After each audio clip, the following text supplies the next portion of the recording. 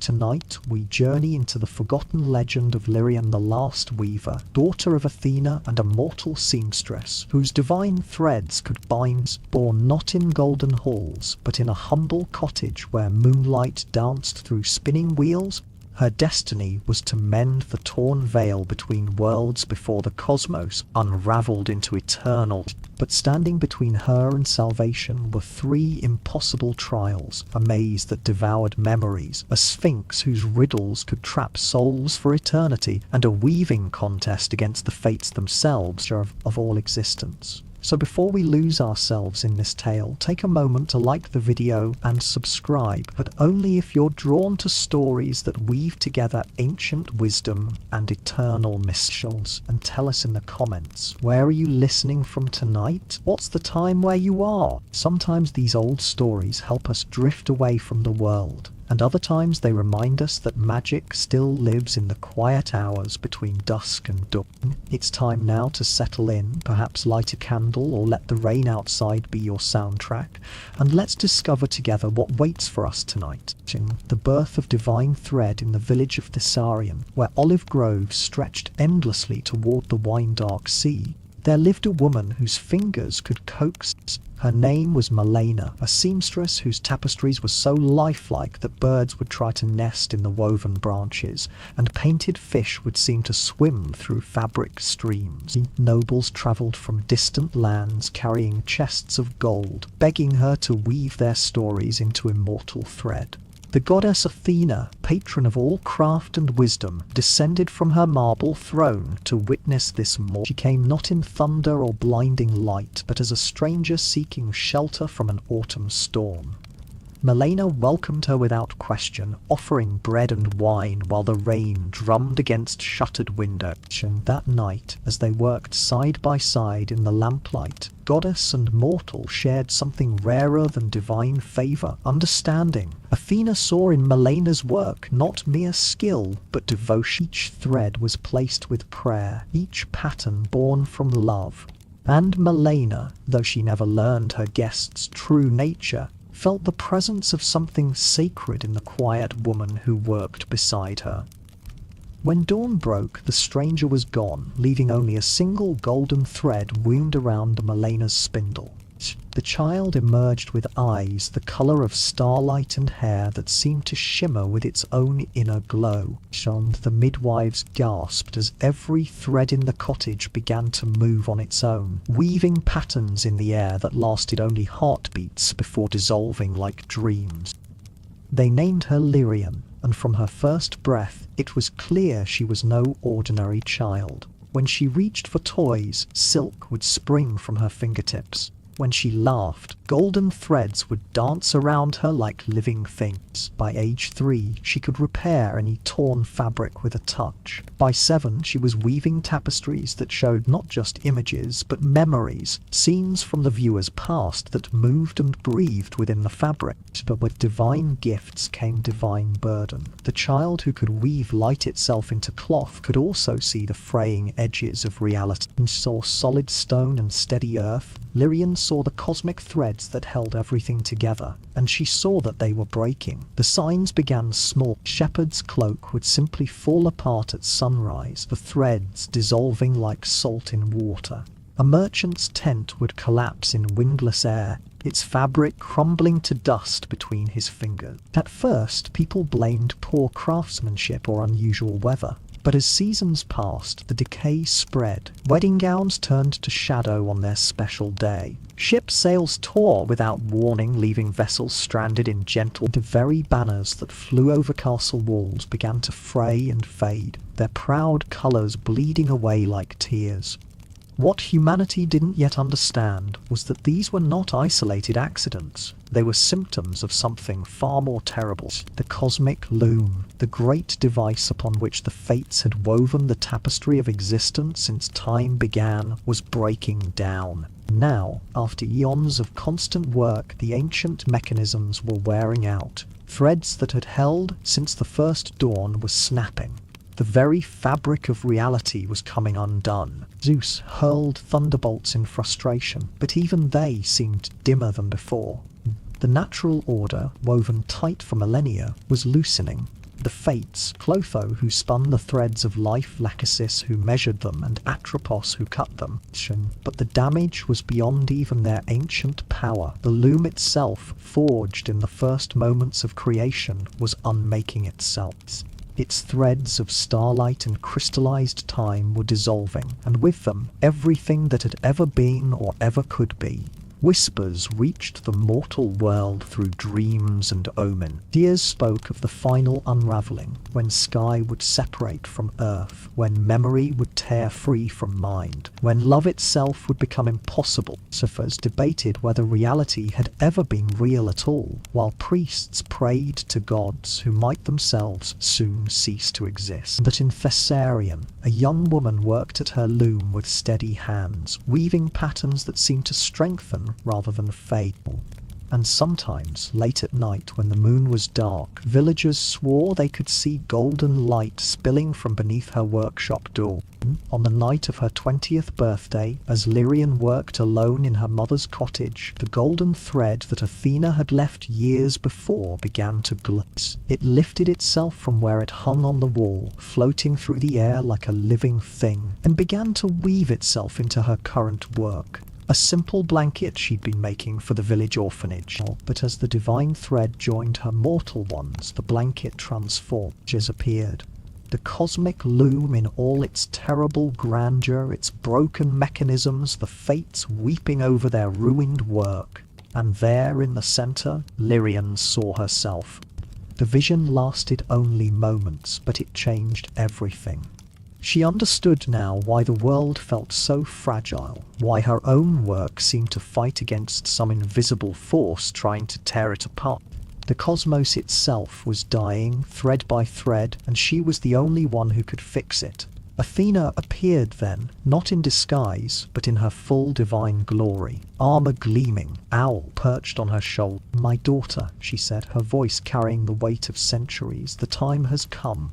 Lyrian set down her shuttle, hands remarkably steady. "The loom, I have to repair it." "More than repair," Athena replied. "You must prove yourself worthy to touch it at all. The fates will not simply allow a mortal, even one of divine blood." She gestured, and 3 images appeared in the air between them, woven from light and shadow. First, the Labyrinth of Lost Things, where what you value most will be taken from you, and you must choose what to remember. Second, the Riddle of the Eternal Sphinx, who guards the path to Olympus and has never been defeated. And final, Athena's voice grew soft. "If you win, you may approach the cosmic loom. If you lose, I'll lose everything," Lyrian finished. But you refuse this task, the unraveling will continue until there is nothing left to lose. The choice was no choice at all. Lyrian had felt the wrongness in the world her entire life, had seen it in every thread that broke too easily, every pattern that wouldn't hold. She was born for this moment, shaped by every lesson her mother had taught her, every divine spark that flowed in her veins. Athena smiled. The first time Lyrian had ever seen her divine mother show anything but stern concern. "You already have." The Labyrinth of Lost Things, the entrance to the labyrinth, stood on an island that existed only when the moon was new, rising from the Aegean like a dream half remembered. Lyrian sailed there alone in a boat that Athena had woven from sea foam and starlight, following currents that pulled her further from any map. Its walls were built from crystallized memories, fragments of every forgotten moment in history pressed into translucent.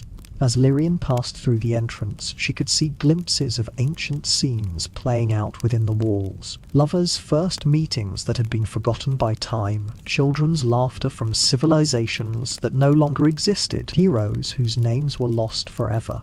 The labyrinth's power was insidious. With each step deeper into its coiling paths, something precious vanished from Lyrian's mind. Went memories of taste. She could no longer remember the flavour of her mother's bread, the sweetness of summer wine. Then touch began to fade. The warmth of sunshine, the comfort of walls. The paths shifted constantly, rearranging themselves according to rules known only to the maze itself. Passages that had been wide enough for walking would narrow until she had to crawl. then expand into vast chambers where her footsteps echoed for what felt like hours. And always the walls whispered with the voices of the forgotten, calling to her, begging her to stay and share their eternal solitude.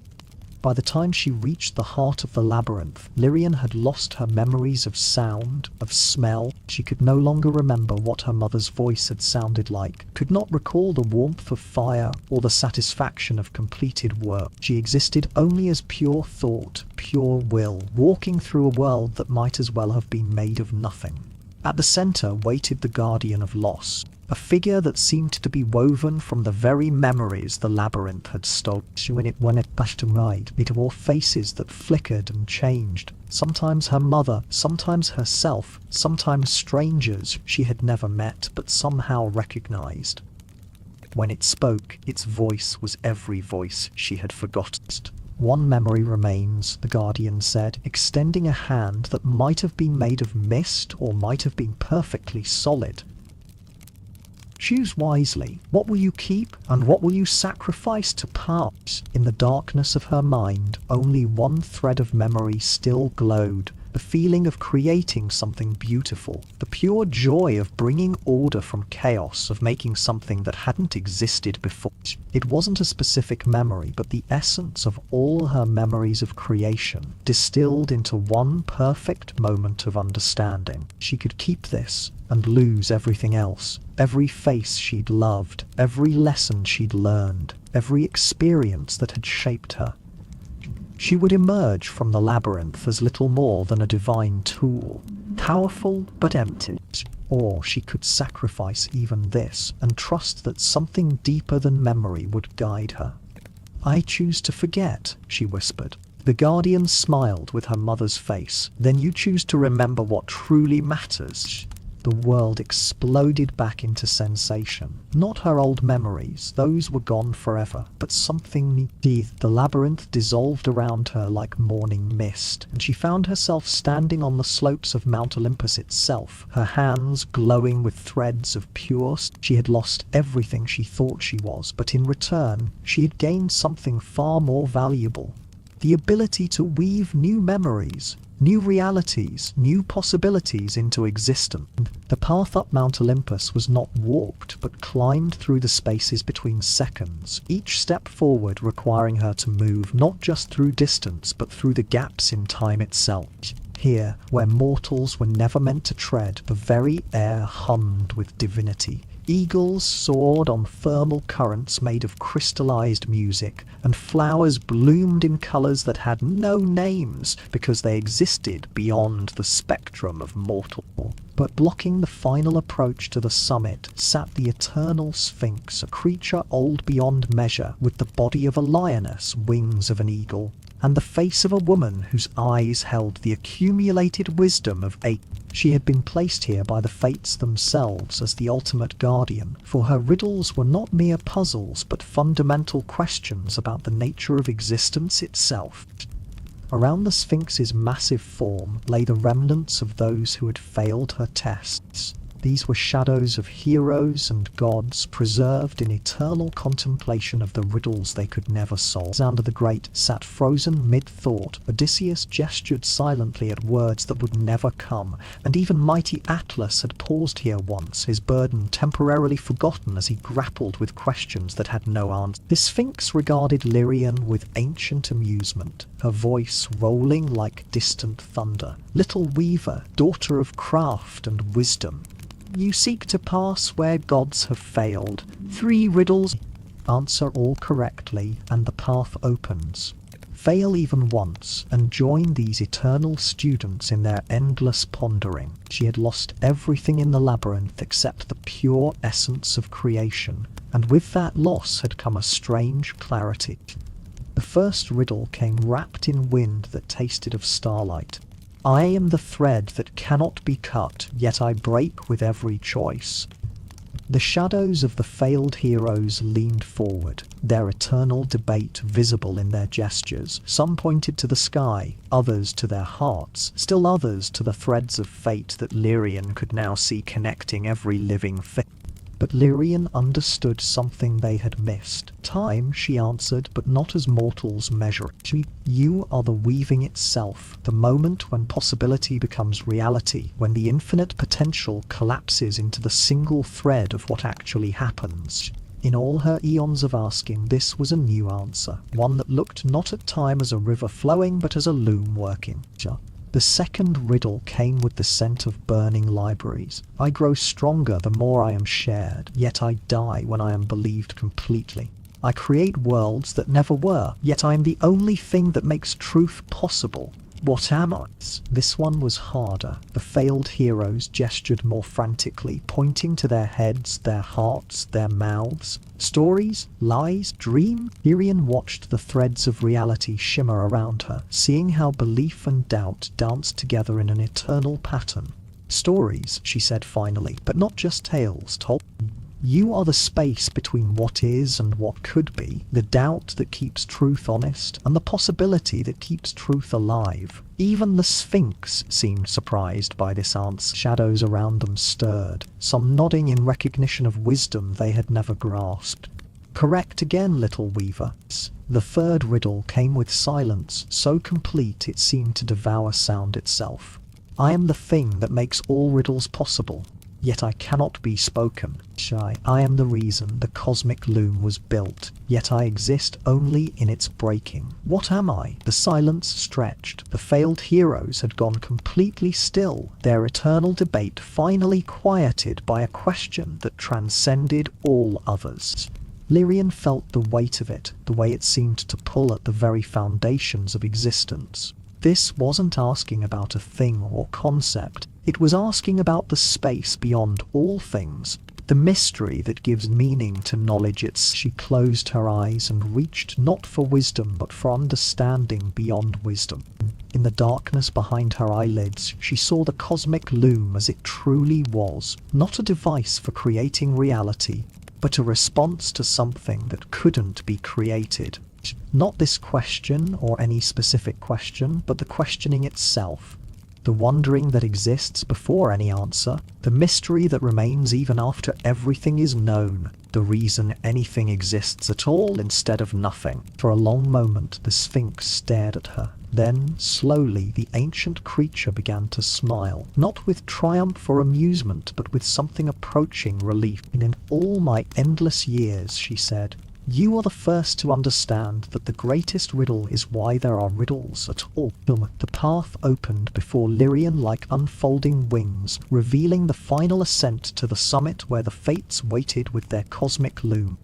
But as she began to climb, the Sphinx called after her, "Little weaver, remember, sometimes the greatest wisdom is knowing when not to mend what is broken." The summit of Mount Olympus existed outside normal space, a realm where concepts took physical form and thoughts had weight and substance. Here stood the cosmic loom, a structure so vast it defied comprehension. Stretching infinitely in all directions, its frame built from crystallized time, its threads spun from the dreams of stars. The three fates worked frantically at their stations, Clotho spinning threads of possibility, Lachesis measuring the length of lives and loves and civilizations, Atropos cutting the threads when their time had come, and faces showed exhaustion and despair. The loom itself was failing, its frame cracking, its threads tangling and breaking faster than they could be repaired. Clotho looked up as Lyrian approached, her spindle never slowed. The young pretender arrives. Do you see, sister, how she glows with borrowed divinity? Does she think her few years of mortal craft can undo the work of eternity? Shis measured a particularly fine thread, the lifeline of a poet in distant Rome, and shook her head sadly. The hubris. We who have woven since before the first star ignited should step aside for this child who thinks she understands suffering because she has felt it for 20 years.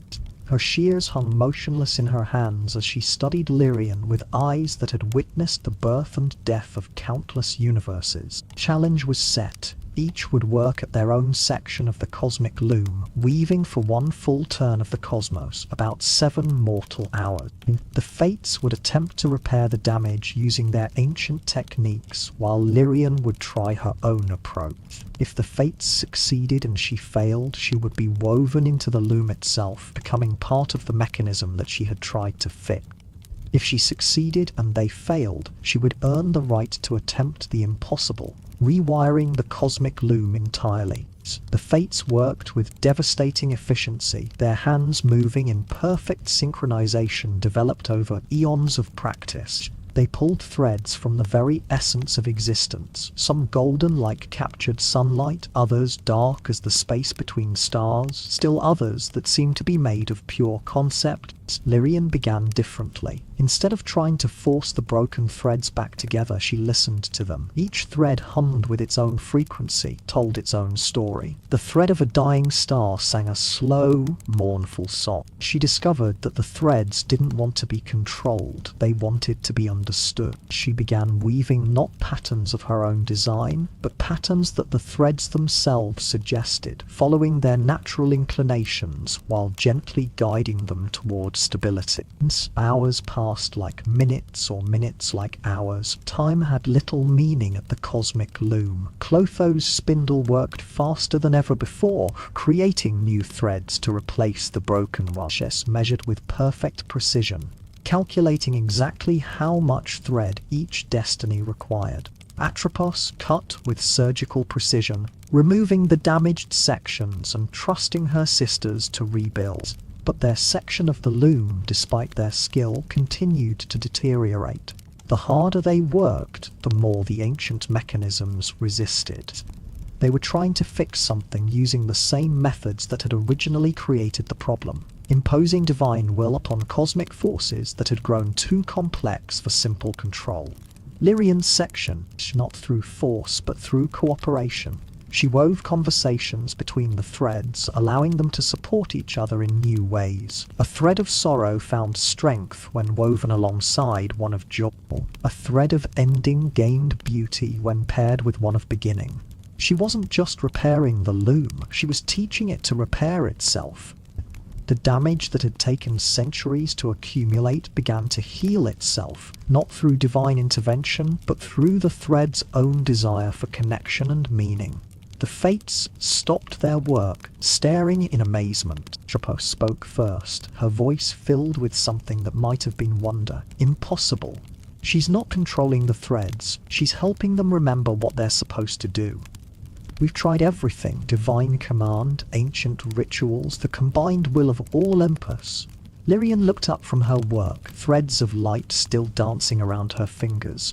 You tried to fix what was broken by using the same force that broke it, but the loom doesn't need to be controlled, it needs to be loved. The final weaving took place not over hours, but over years that passed in moments, as Lyrian worked to rebuild the cosmic loom entirely.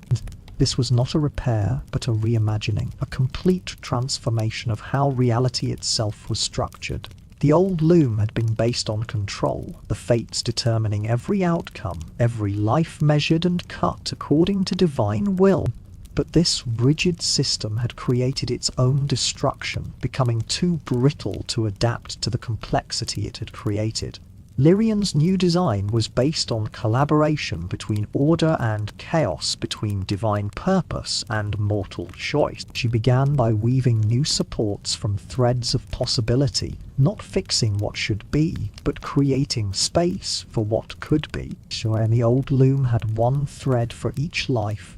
The new design allowed for multiple threads per person, representing the different paths each soul. Where the old system had required the Fates to know every outcome in advance, the new pattern embraced uncertainty as a feature, not a flaw. She was not just weaving fabric, but reality itself, creating the new rules by which existence would operate. Every thread she placed had to be perfect, not because perfection was required, but because any flaw would propagate throughout all of creation. Just nodded slowly, seeing how her measuring rod now showed not fixed lengths but ranges of possibility. Life becomes a collaboration between fate and free will. We guide, but we don't control. Jeppo set aside her shears, for in this new design, endings were not cuts but transformations. Threads that changed colour and texture but continued weaving into new patterns. Death became not termination but transition, a necessary part of the greater tapestry. As the new cosmic loom took shape, its effects rippled down through all reality.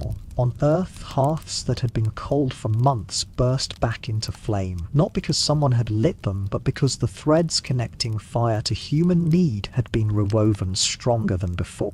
Those crops that had withered began to grow again, storms found their proper seasons, and throughout the world people felt a lifting of despair they hadn't even realized they'd been carrying.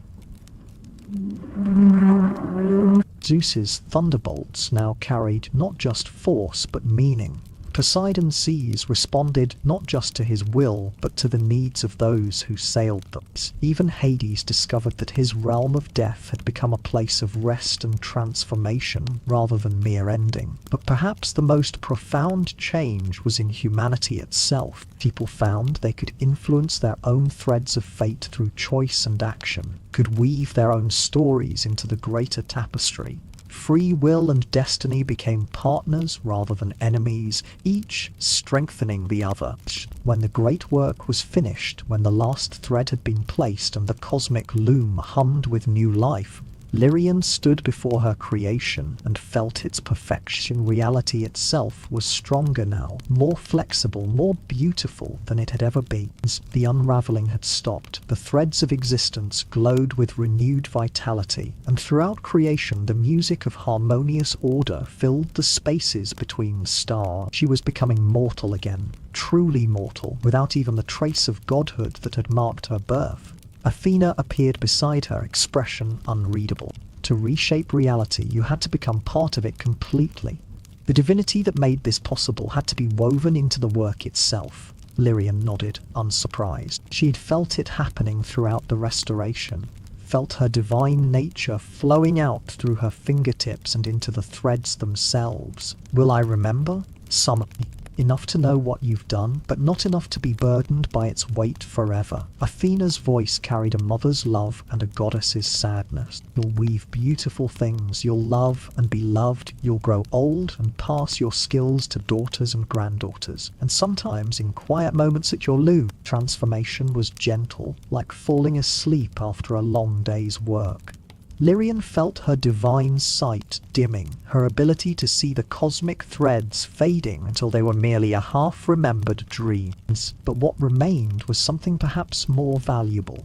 The knowledge, bone-deep and unshakable, that every thread mattered, that every choice wove into something larger and more beautiful. As consciousness faded, she saw the fates approaching the new loom with wonder in their ancient faces, ready to learn how to work with their creation rather than simply commanding it. She saw threads of possibility spinning out from this moment, creating futures bright with hope and warm, with the knowledge that even the gods could learn, could grow.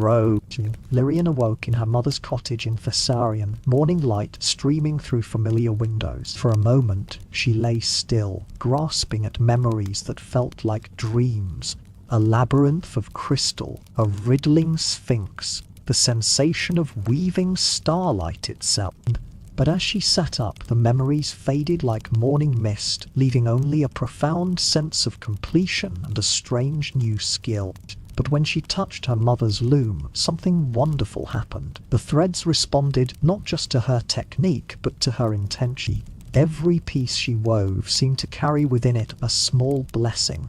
Blankets that brought peaceful sleep. Melaina found her there, working at the loom with a smile of perfect contentment. "You've changed," her mother observed, though she couldn't say quite how. "I feel like I'm exactly who I was meant to be." And perhaps that was the truest magic of all. Not the power to reshape cosmos, but the wisdom to find meaning in simple work.